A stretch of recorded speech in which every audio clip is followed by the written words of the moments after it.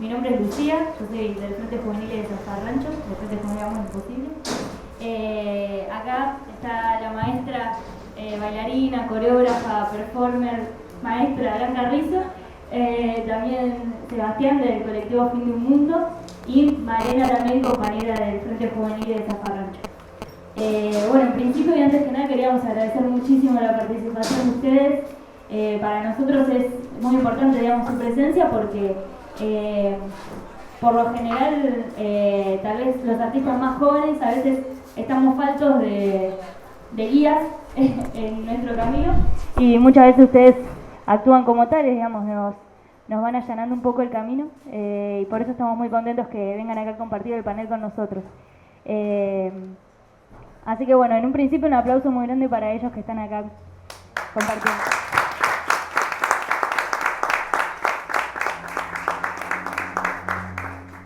Bueno, como ven ahí, hoy lo que nos convoca en este panel es básicamente, y no tan básicamente en realidad, lo que es el papel de los artistas en la realidad social y el arte crítico y activo, o el arte disruptivo. Nosotros queríamos arrancar, preparamos todo una aproximación de lo que serían estas cosas.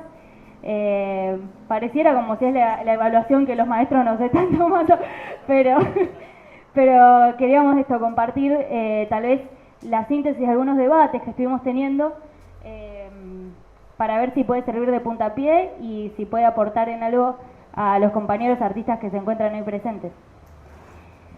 Así que bueno, pasamos a el panel.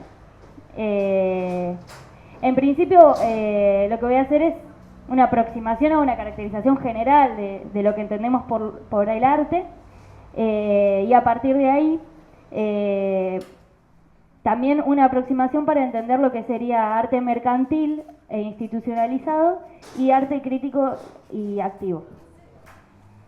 Bueno, tuvimos muchísimos debates con respecto al arte. Siempre es un tema polémico y de larga data.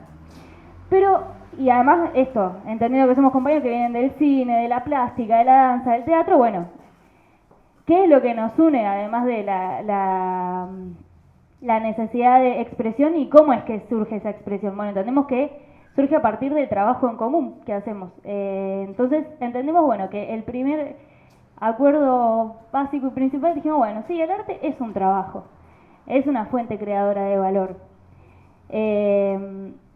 Y entendemos que es un trabajo distinto tal vez a otros, porque comprende tanto lo que es esto, la producción de bienes culturales, como puede ser pinturas, no sé, obras de teatro, discos, libros, distintos bienes culturales, como también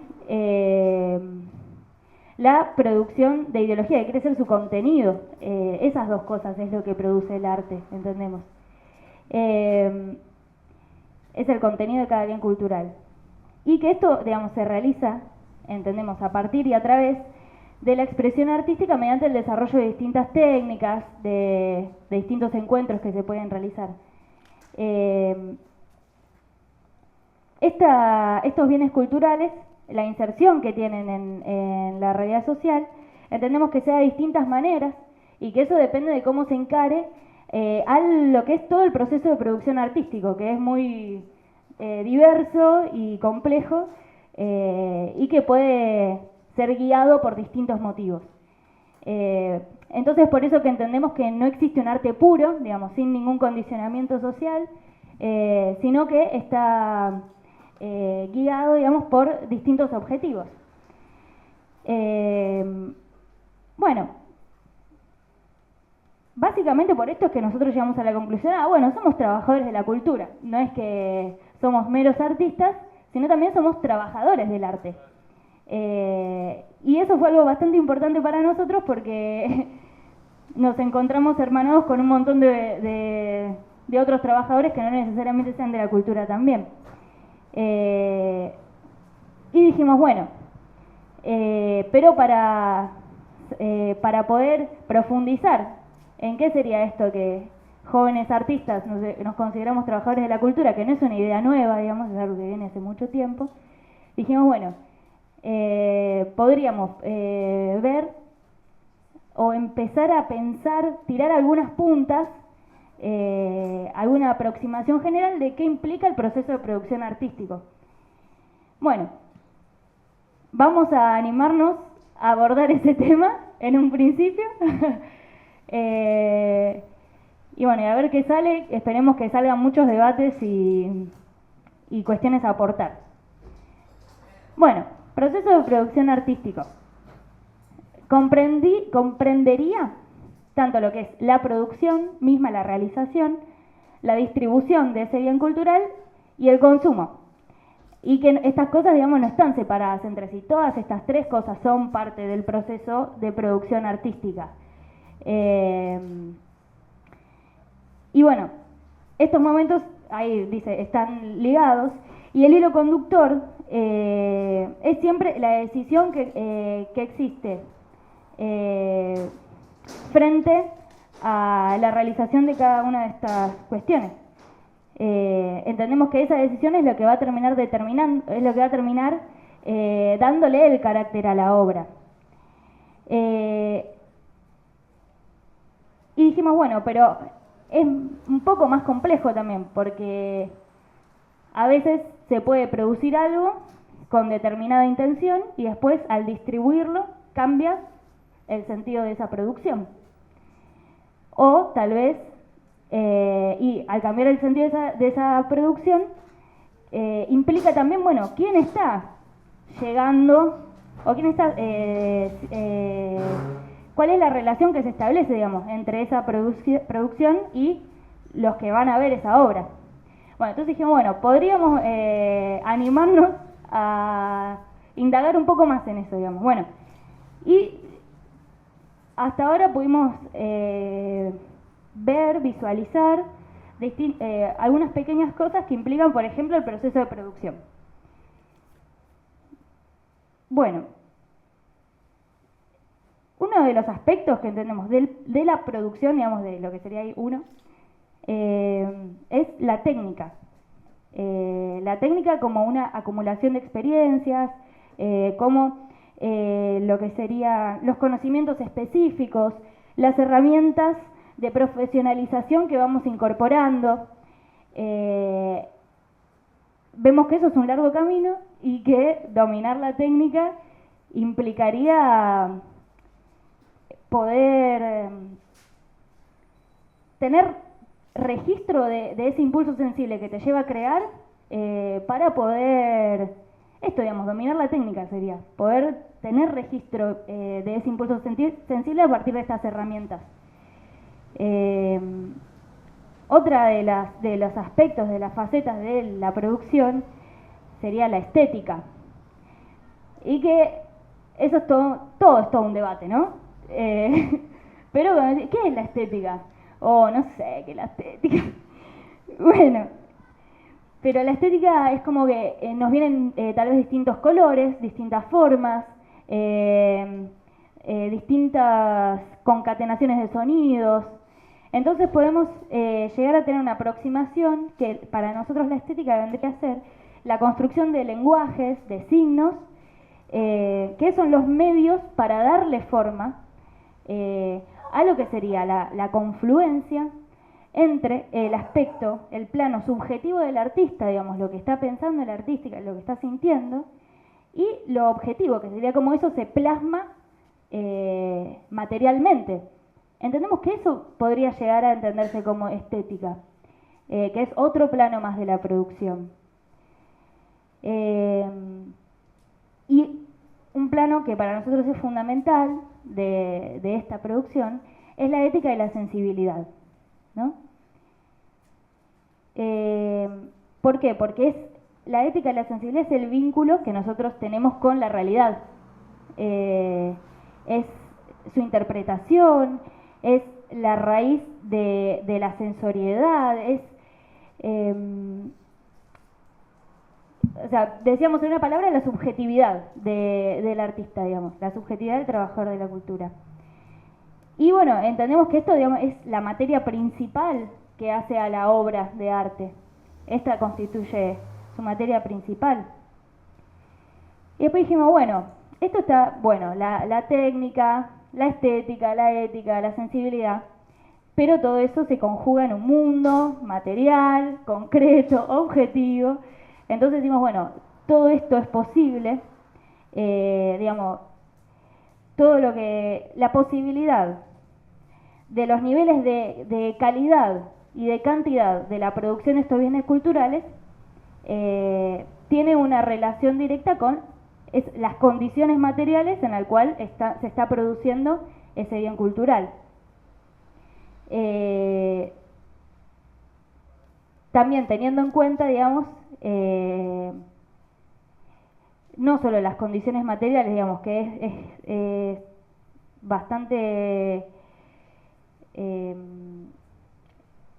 abarca muchas cosas, digamos, lo de las condiciones materiales, que sería tanto, digamos, el contexto histórico al que se pertenece, los medios que se tienen para poder producir, los recursos, las relaciones que se establecen entre los artistas cuando están produciendo, el tiempo que se disponga para producir, de qué manera se integra ese trabajo y la posibilidad que se tenga o no de poner algo de sí mismo en esa obra, que no siempre se la tiene, no necesariamente siempre se tiene la posibilidad de poner algo de sí mismo en una producción.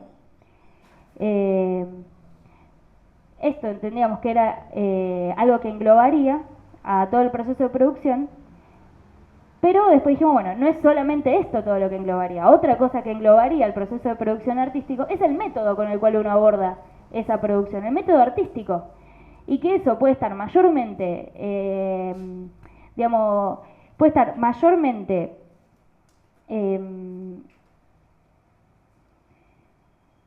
asentado en algo, en un impulso irracional o en un impulso racional.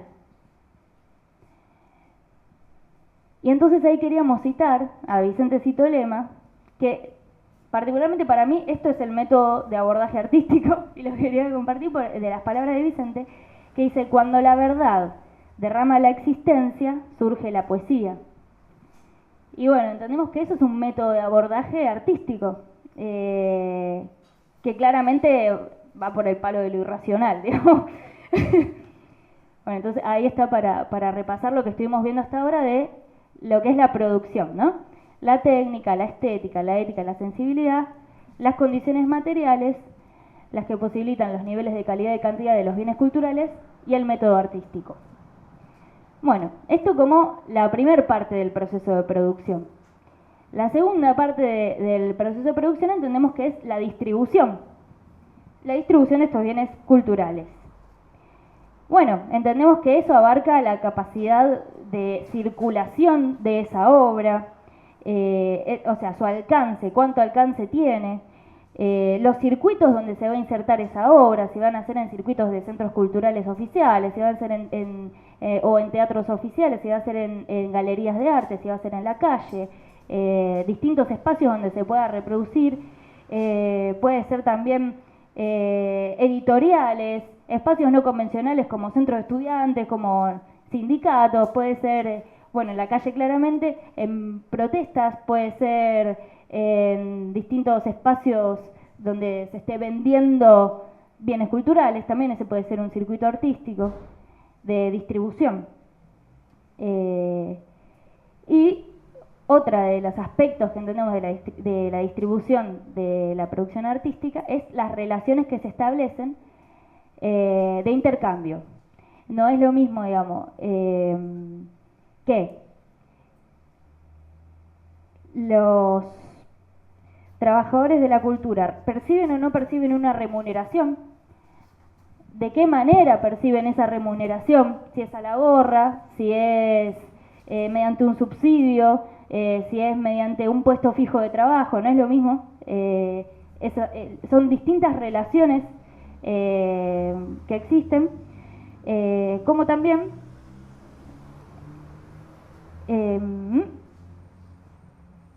esto, si por ejemplo va a haber un intermediario que se quede con alguna parte de lo que se recaude con esa producción. Eso también es parte de las relaciones que se establecen.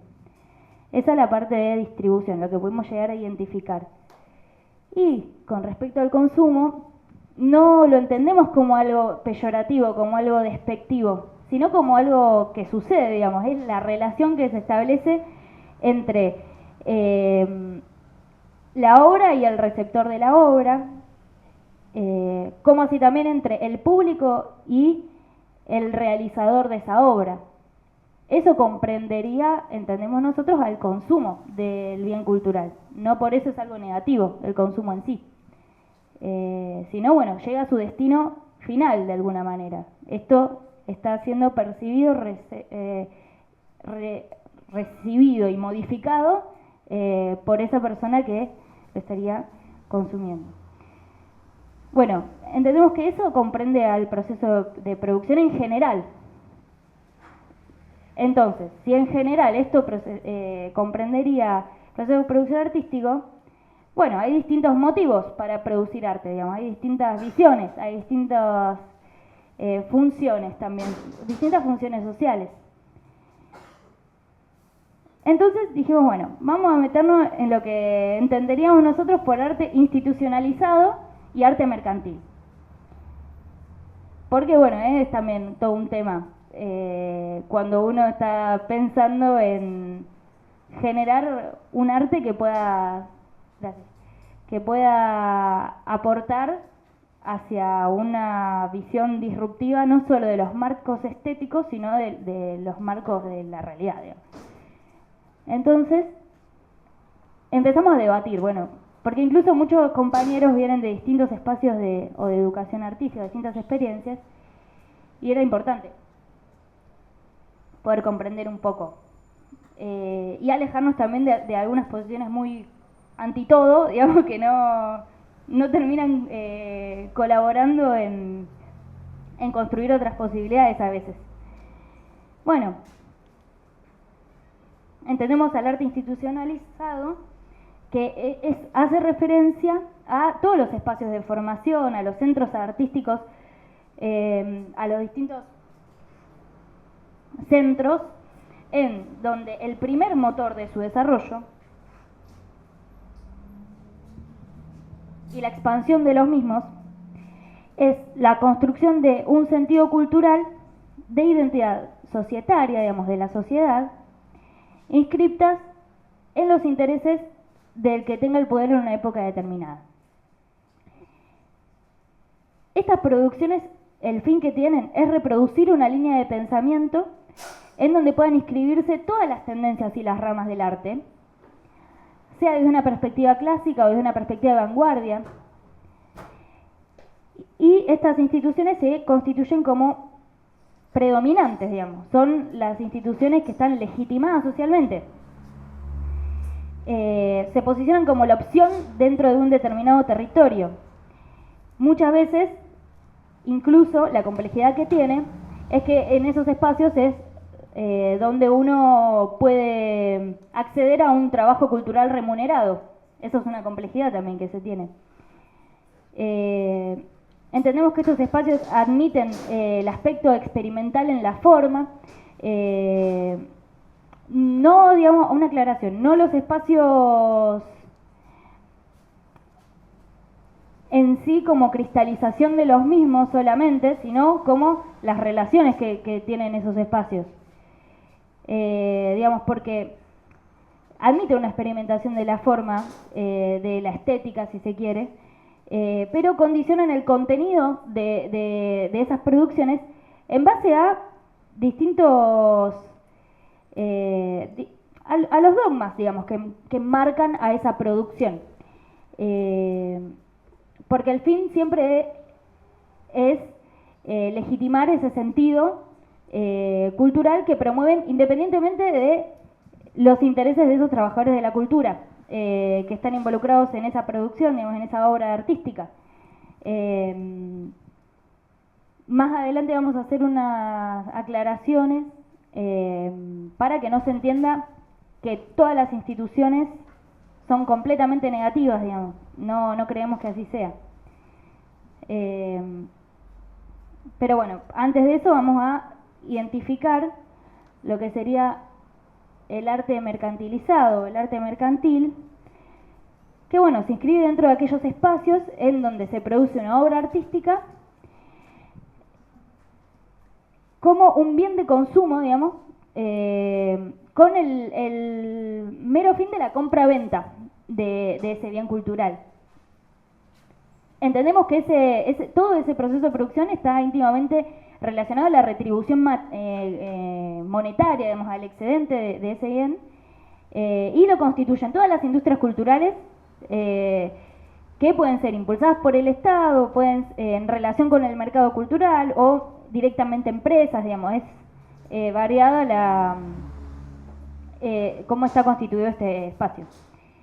Y nosotros estuvimos leyendo un poquito, hay una compañera estuvo leyendo los cuadernos de la cárcel de Gramsci y nos pasó esta frase, que dijimos, bueno, esto podría servir para poder graficar lo que estábamos diciendo, que el carácter comercial se debe al hecho de que el elemento interesante no es ingenuo, espontáneo, ni está íntimamente fundido con la concepción artística, sino que está buscado externamente, mecánicamente, dosificado industrialmente como elemento infalible de fortuna inmediata.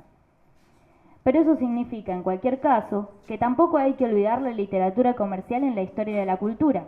Por el contrario, esa literatura tiene un grandísimo peso desde este punto de vista, porque el éxito de un libro de literatura comercial indica, y a menudo es el único indicador existente, cuál es la filosofía de la época, o sea, cuál es la masa de sentimientos y de concepciones del mundo que predomina en la muchedumbre silenciosa. Esta literatura es un estupefaciente popular, un opio. Duro, ¿no? El Tano este está picante. ¿Eh? Como 50 sombras de Grey. Bueno, entonces, en base a digamos, este palito que tiró el Tano, vemos que hay una relación entre lo que sería el arte mercantil y el arte institucionalizado, que están íntimamente ligados. ¿Y por qué? Porque un aspecto común que tienen es que los que pueden expandir estos bienes culturales, estos dispositivos culturales, hasta llegar a sentarlos como parte de la misma estructura de la sociedad, son los poseedores de la mayoría de los recursos culturales. Ese es el aspecto en común que tiene el arte institucionalizado y el arte mercantil para nosotros. Los poseedores de la mayoría de los recursos culturales son los que pueden expandir estos dispositivos. Bueno, la complejidad, entendemos, que tiene este sector es que, como podemos ver en distintas expresiones del mismo, es donde mayormente se pueden encontrar el acceso al trabajo cultural remunerado, pero entendemos que la relación que se establece entre los propietarios de esos recursos culturales y los trabajadores de la cultura siempre es desigual,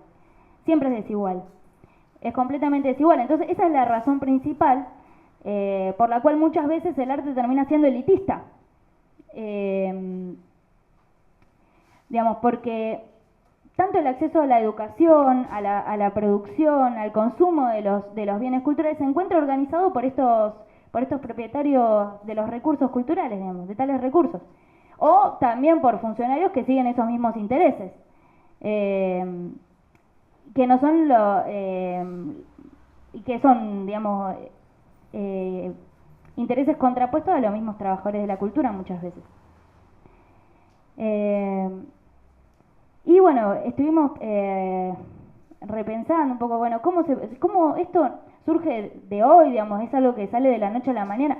Entendemos que esto fue un largo proceso de construcción y que en nuestro país encontramos algunos ejemplos de cómo fue constituyéndose este arte institucionalizado y este arte mercantil, y que fuimos atrás y más atrás y más atrás y fuimos hasta la gestión del virreinato y ahí pudimos, desde el principio del siglo pasado, digamos, donde pudimos ver cómo era toda la relación que se tenía con los teatros oficiales, con las imprentas, también el surgimiento de los grupos y espacios artísticos ya reconocidos por parte del Estado Nacional, con la necesidad de construir una identidad unificadora.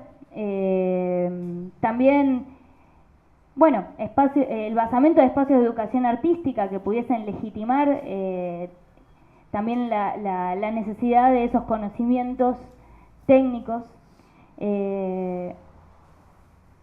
Y bueno,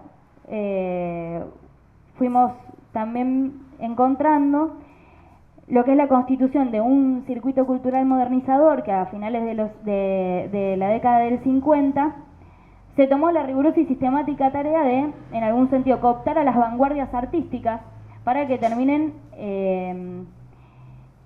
produciendo en función de esos intereses, con la meta de convertirse en un polo de atracción. Estos son algunos pequeños ejemplos, digamos, no es la idea de hacer una historia de esta cuestión hoy, pero fueron ejemplos por lo cual dijimos, bueno, esto no es algo que se dio esto de la noche a la mañana.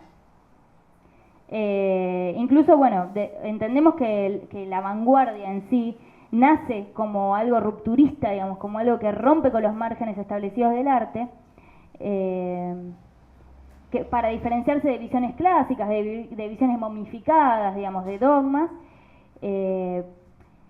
Pero a partir de esto, de finales de la década de 50, fuimos viendo cómo esa novedad se fue incorporando a los grandes museos, a distintas instituciones importantes de formación artística y a reconocidos circuitos culturales. Digamos, unos ejemplos que vemos hoy en día, que hoy en día existen en nuestro país y los podemos ver muy claramente también en la ciudad, puede ser, por ejemplo, el Bafisi, el Mercado de Industrias Culturales Argentinas, el Polo Audiovisual, todo lo que son las grandes editoriales, distintos, incluso hasta festivales mundiales de performance, pero que son institucionales, digamos, no sé, bienales, distintos ejemplos, digamos, de esto, de esos circuitos. Bueno, y la aclaración es que con esto nosotros no negamos la existencia del carácter progresivo que pueden tener algunas instituciones artísticas, debido a que son espacios donde se concentran grandes conocimientos, donde se pueden conocer a otros artistas, a otros compañeros, donde se puede incluso encontrar excepciones de grandes maestros también. Pero bueno, también vemos que en distintos momentos pudo cumplir la función de caldo de cultivo de vanguardias artísticas, como fue el Ditela en los años 60, pero el tema es que estos espacios se encuentran dirigidos por otros intereses. Entonces entendemos que la tarea de encarar con estos espacios no es negarlos, sino, digamos, ir por una democratización real de esos espacios, por una participación activa, digamos, en la construcción de esos espacios, para poder socializar todas esas herramientas allí concentradas, digamos, hacia todos los que desean vivir en un mundo realmente justo. Bueno, y después es como que nos dimos cuenta de, che, es un garrón todo, ¿para qué carajo somos artistas? Es la crisis del arte. Y bueno, nos llegó así y dijimos, no, bueno, tampoco es todo tan malo, sino, ¿por qué empezamos a hacer esto? Y ahí es que vino un gran compañero que se llama Santoro, y bueno, lo parafraseamos a él para no quedarnos horrorizados y llorando metidos abajo de la cama, que dice: sostengo con dos manos la esperanza, porque sé que es el único aliento que vive a la intemperie. Y no escondo mi palabra, salgo a vivir con el alma descubierta. El corazón que no canta no ejerce su oficio con altura. Bueno, esto no solamente, digamos, nos da una fuerza moral, sino que nos hace ver que hay otra parte de la historia que está más velada, digamos, con respecto a lo que son las expresiones culturales, artísticas, y que nosotros nos sentimos identificados con esas expresiones. Y también los tomamos como ejemplo. y intentamos sacar aprendizajes de ellos. Solo para nombrar algunas, porque no nos vamos a detener en esto, podemos encontrar las experiencias del Tucumán Arde, de la Sociedad Argentina de Artistas Plásticos. Podemos encontrar al Libre Teatro Libre con María Escudero como directora en Córdoba, o al Teatro Octubre con Norman Brisky, que hacían trabajo villero. Al Cine La Base con Raimundo Blaze, era la revista Barrilete donde se concentraban un montón de poetas. A lo que fue el GAC, el Grupo de Arte Callejero, donde participaban muy activamente en lo que fueron los scratches a los milicos y distintas intervenciones con respecto a los caídos del 2001 y un montón de cosas, o a los siluetazos que también organizaba Hijos en La Plata. Bueno, y ahí es donde decimos, bueno, también hay otros, muchísimos más, digamos, está el grupo de teatro Malayerba, que es un grupo de teatro de exiliados latinoamericanos que viajaban exiliados de sus propios países en épocas de dictadura, llevando todo lo que eran esas experiencias artísticamente a distintos lugares. Entendemos que hay muchísimas expresiones y nuestros antepasados, por decirlo de alguna manera, que debemos estudiar mucho más, debemos aprender de ellos y poder sacar aprendizajes que nos sirvan el día de hoy para, bueno, encontrar algunas postas que nos dejan y así poder emprender nuestro propio camino, digamos, no como una fotocopia mecánica del pasado, sino esto, sacando aprendizajes y encontrándole la actualidad de lo que ellos nos querían decir en algún sentido. Entonces, dijimos, bueno, ¿cuáles podrían ser pequeños aprendizajes que podemos sacar de estas experiencias? Que igual nos falta muchísimo poder profundizar, digamos, y aprender y estudiar. Y bueno, una cualidad muy importante, déjame ver si esto va, sí. Esto es el trabajo y la creación colectiva. Todos estos grupos que estuvimos nombrando se rigen bajo un trabajo colectivo, una creación colectiva de arte. Esto, digamos, establece una relación distinta entre los que integran esa producción. Todos tienen la posibilidad de participar activamente, de poder incidir en la toma de esas decisiones, digamos, establecen otras relaciones. Otra de las cosas que veíamos de estos grupos, otro aspecto común, era su carácter experimental. Ellos realmente tomaban a la experimentación de manera continua, digamos, de manera permanente. Nunca terminaban, o sea, nunca se conformaban, digamos, nunca se conformaban con lo que estaban haciendo. Siempre iban por más y por romper todo el tiempo con los márgenes estéticos, poder sortear los problemas técnicos, digamos, que eso es algo que es muy difícil también. Y digamos con esa fuerza de querer avanzar hacia cada vez una estética más pulida, por decirlo de alguna manera. Esto robustece enormemente lo que es la materia creativa, este carácter experimental continuo. A veces pensamos como que amplía los márgenes del arte mismo.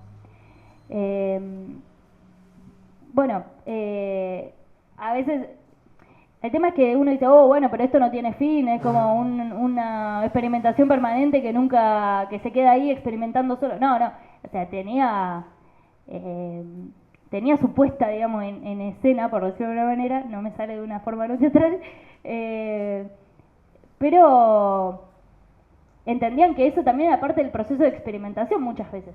Entonces, todo englobaba un carácter común. Y que, además, lo que tiene de bueno es que se aleja de ese carácter artesanal del arte independiente, ¿viste? Como que tiene que ser más o menos. No. Esto le daba, digamos, motor a la profesionalización de los que integraban esos grupos. Obviamente hay una desventaja, que la desventaja es la falta de los medios para producir.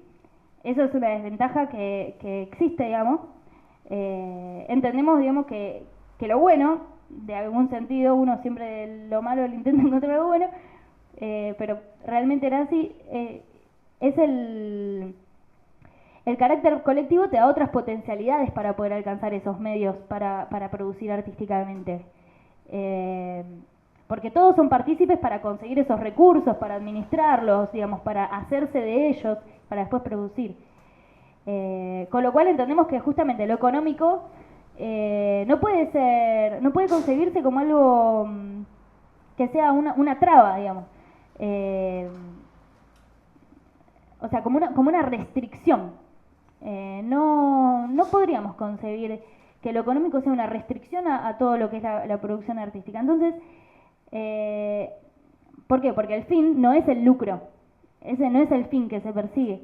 Con lo cual, el principio que rige, sí, claramente es la autogestión, pero también es la disputa de los recursos para esto, la socialización de los bienes culturales, digamos, que pueda surgir de manera más social, más socializada. Y ahí otra pregunta nos hacíamos. Bueno, entonces, ¿todo arte colectivo es una herramienta de transformación social? Y nos atrevemos a decir que no. Nos atrevemos a decir que no, porque entendemos que para que sea una herramienta de transformación social tiene que tener una vinculación directa con una vinculación social directa, digamos. Es decir, o sea, tanto para la realización como para los espacios donde eso va a circular, como a quién le va a llegar, digamos. Estos grupos, digamos, que antes nombrábamos, tenían la preocupación todos los días de ser mejores artistas, de más profesionales, de todo encarándolo de una manera colectiva, pero también al mismo tiempo tenían la preocupación de que este arte esté embarrado porque surge de los barrios populares también, de que este arte exprese la sensibilidad de los trabajadores organizados en sus sindicatos, por ejemplo, o que también movilice a las mujeres por fuera de las cocinas para que se encuentren abrazadas en la calle, o que este arte esté embadurnado de la alegría de los estudiantes, o que este arte interrumpa de tal manera la cotidianidad que interpele al distraído hasta llegar a vibrar su conciencia, digamos.